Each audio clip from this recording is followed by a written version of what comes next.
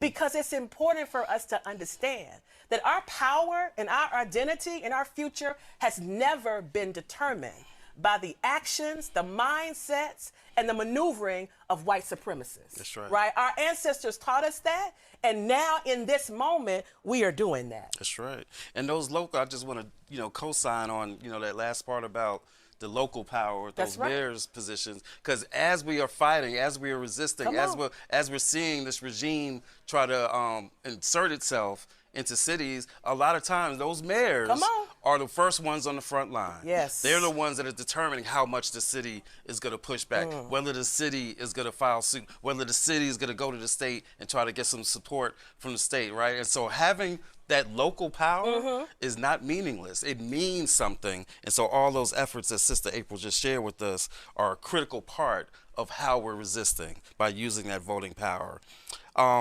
The other way where we're seeing, so all those things are important, right? The litigation is important. Right. The elections are important, critically important. We're going to circle back and talk a little bit more about that.